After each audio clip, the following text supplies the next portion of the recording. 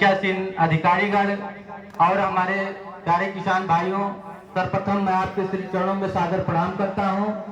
और हमारे इसमें साहब ने जो आपको श्री अन्न के बारे में बताया है वो आप पहले से भी जानते हैं। जो हमारे बूढ़े बड़े बैठे हैं वो ज्वार, बाजरा, सावा, रागी, कोदो, चीना, कुटकी, कगनी, इन सब के बारे में वो पहले से ही जानते हैं। और पहले खेती होती थी, धीरे धीरे बीच में उसको छोड़ दिया गया और आज स्थिति ये आई है कि सरकार को फिर से किसानों को बताना पड़ रहा है कि जो चीजें आप पहले करते थे वो मानव स्वास्थ्य के लिए कितना लाभदायक था। और आज स्थिति ऐसी हो गई है कि दिन ब दिन घर परिवार समाज में रोग ऐसे बढ़ते जा रहे हैं। हम अच्छा भोजन कर तो रहे हैं, रोटी दाल चावल सारी चीजें खा रहे हैं, लेकिन हर घर में 2-4 रोगी किसी न किसी रूप में रोग बना हुआ है, घर परिवार परेशान है। तो सरकार की मंशा रही है कि फिर से इस चीज को अपने फसल में बुआई के समय पे उसको बुआई किया जाए और उसके लाभ जो हैं उसके बारे में मैं आप लोगों को थोड़ा सा बताना चाहता हूं। जैसे ये जो श्री अन्न सरकार ने एक विशेष बहुत अच्छा नाम दिया। पहले मोटा अनाज फिर इस तरह से कहा जाता था, लेकिन हमारे माननीय प्रधानमंत्री जी ने इसको श्री अन्न नाम दिया। वास्तव में बहुत ही महत्वपूर्ण है, बहुत अच्छा नाम है। इसमें देखते हैं जैसे कौन कौन से ऐसे पोषक तत्व पाए जाते हैं जो मानव स्वास्थ्य के लिए बहुत लाभदायक है। जो हम दैनिक जो भोजन कर रहे हैं उससे ये हटके है, लाभदायक है। इसमें आप देखेंगे तो जैसे तमाम प्रकार के जैसे आयरन, कैल्शियम, प्रोटीन, विटामिन, ये सब फाइबर, ये सब तत्वों से ये भरपूर है। और इसमें जो है जैसे हृदय से संबंधित रोग आज बढ़ते जा रहे हैं। पता चल रहा है कि पहले हार्ट अटैक नहीं पड़ता था, लेकिन आज उसकी संख्या बढ़ती जा रही है गांव समाज में। ब्लड शुगर की संख्या बढ़ती जा रही है, ब्रेन हैमरेज की संख्या बढ़ती जा रही है, गांव समाज में ऐसे रोगी मिलते जा रहे हैं। तो इन सब चीजों के लिए बहुत ही फायदेमंद है। ये सब अनाज अगर आप व्यक्ति अपने भोजन में इस्तेमाल कर रहा है तो कहीं न कहीं काफी जो है उसको लाभ मिलेगा। और इसमें जैसे पोषक तत्वों का एक खजाना कहा जाता है। इसमें पोषक तत्वों का खजाना क्यों है? क्योंकि इसमें carbohydrate, protein, vitamin, fibre, iron, zinc, magnesium, phosphorus ऐसे बहुत से तत्व पाए जाते हैं जो मानव स्वास्थ्य के लिए लाभदायक हैं। जैसे हम देखते हैं गांव समाज में, हम डॉक्टर के पास किसी बूढ़े बड़े माता पिता को लेके गए, शरीर में कमजोरी बनी हुई है, तो डॉक्टर साहब से कहा डॉक्टर साहब कोई सिरप लिख दो जिससे शरीर में ताकत आवे। तो ये हम देखते हैं कि जो इस अनाज में पोषक तत्व पाए जा रहे हैं वही टॉनिक में है। और टॉनिक पिएंगे थोड़े समय के लिए शरीर में ऊर्जा बनी रहेगी, फिर उससे कमजोरी शरीर में बनी रहेगी। तो इसलिए इस अनाज को खाने से शरीर में हमेशा ऊर्जा बनी रहेगी, इस तरह से लाभ रहेगा।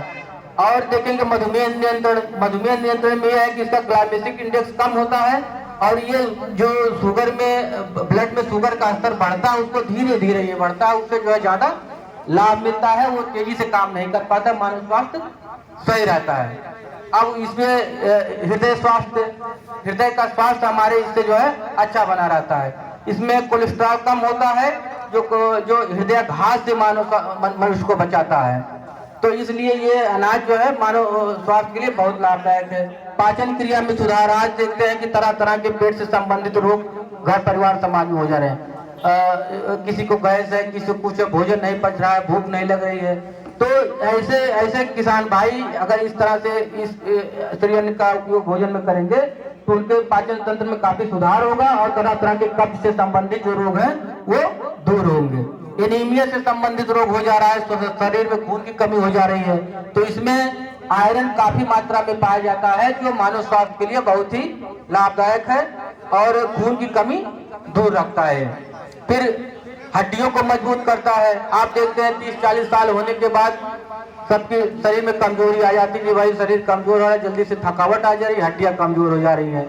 तो ये हड्डियों को मजबूत रखने के लिए, दांत को स्वस्थ रखने के लिए और खासकर बच्चों के लिए जो उनके शरीर की वृद्धि विकास होता है उसके लिए कैल्शियम का बहुत ही महत्वपूर्ण योगदान है और प्रोटीन का भी है। प्रोटीन भी शरीर के वृद्धि विकास में बहुत ही लाभदायक है। तो इस तरह से ये अनाज बहुत काफी जो है फायदेमंद है। रोग प्रतिरोधक रोगों से लड़ने की क्षमता को ये बढ़ाता है। जैसे मान लीजिए हमको सबको किसी किसान भाई को सर्दी होने वाली है, तो सर्दी होने से पहले शरीर में जो WBC है उससे वो पैथोजन से एक तरह से लड़ाई होती है।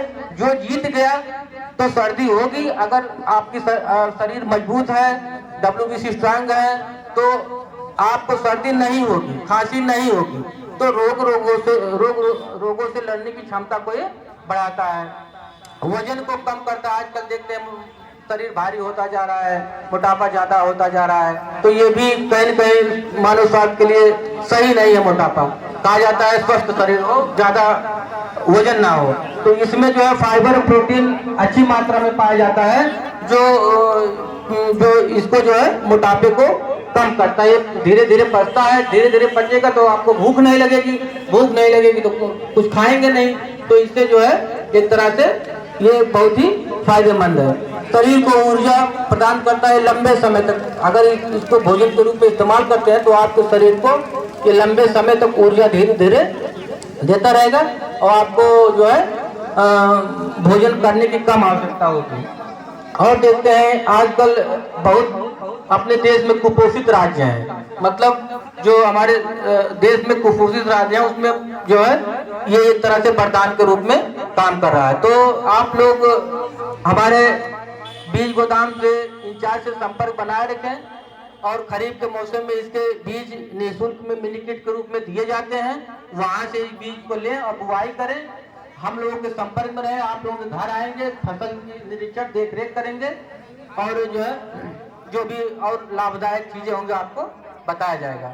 आप लोगों को बहुत बहुत धन्यवाद, नमस्कार।